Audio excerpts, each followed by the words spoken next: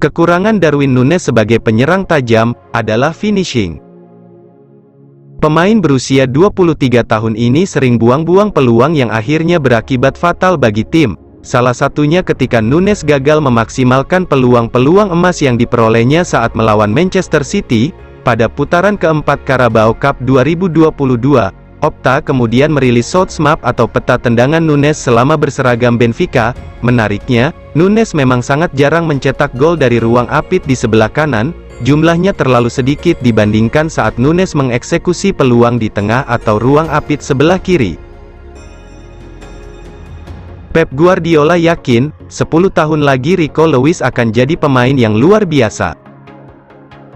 Kemenangan Manchester City atas Liverpool pada putaran keempat Carabao Cup 2022 tidak lepas dari peran Rico Lewis, bek kanan yang baru berusia 18 tahun itu dapat pujian setinggi langit dari Pep Guardiola. Kami punya bek kanan yang luar biasa dengan kami selama beberapa tahun ke depan, dia memang bagus, tetapi saya sempat merasa tidak akan cukup bagus melawan Liverpool, kata Pep di Sky Sport. Bayangkan saja, mereka punya Salah, Thiago, dan Robertson yang menyerang sisinya. Dia 18 tahun, tetapi caranya bermain sungguh luar biasa. Kevin De Bruyne, layak disebut legenda Manchester City. Kevin De Bruyne yang gagal bersama Belgia di Piala Dunia 2022, langsung tancap gas saat kembali ke Manchester City.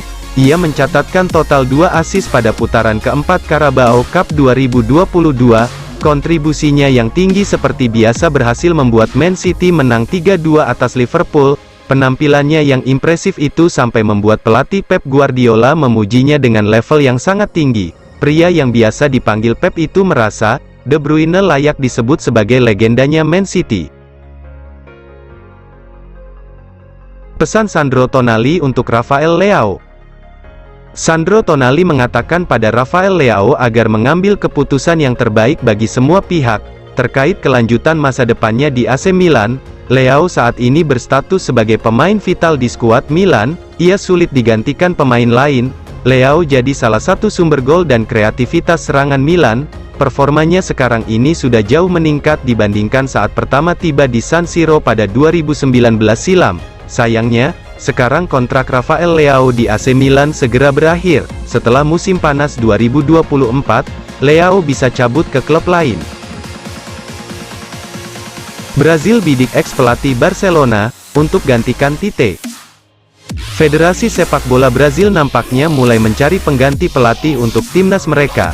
Setelah kepergian Tite pasca gagal membawa tim Samba meraih juara di Piala Dunia 2022, pencarian itu nampaknya sedang tertuju pada mantan pelatih Barcelona, yakni Luis Enrique, untuk menjadi penerus Tite. Konfederasi sepak bola Brazil dikabarkan menganggap Enrique sebagai kandidat ideal untuk menggantikan Tite, dan kontak pertama antara kedua belah pihak dikatakan berpotensi segera terjalin. Gelandang Real Madrid Tchouaméni, saya butuh waktu untuk terima kekalahan Prancis. Tchouaméni jadi satu dari 2 eksekutor penalti Les Bleus yang gagal dalam kekalahan timnya. Aurelien Tchouaméni mengakui bahwa kekalahan Prancis dari Argentina di final Piala Dunia masih sulit diterima. Butuh waktu untuk mencerna kepahitan dan frustrasi ini, ucap Tchouaméni. Kami telah mencoba segalanya, saya bertanggung jawab, itu tidak berhasil, dan saya yang pertama menyesalinya, tutur mantan pemain Monaco itu. Tapi, saya yakin masa depan timnas Prancis cerah, tambahnya. Bek Real Madrid, David Alaba sabet gelar pemain terbaik Austria untuk ke-9 kalinya.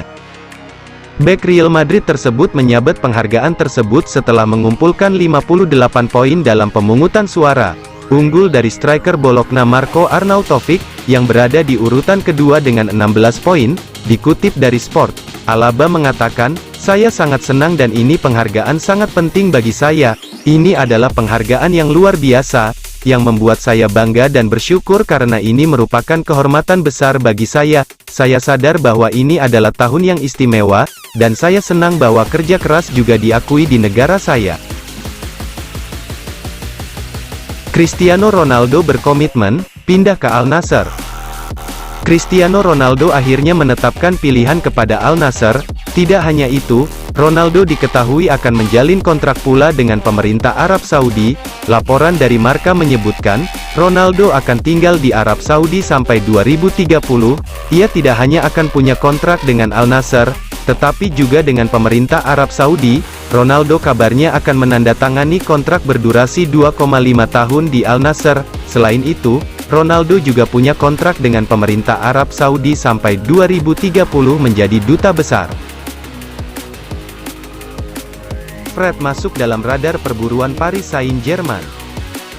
Paris Saint-Germain tampaknya belum puas dengan komposisi lini tengahnya saat ini. PSG ternyata tertarik untuk mendatangkan Fred.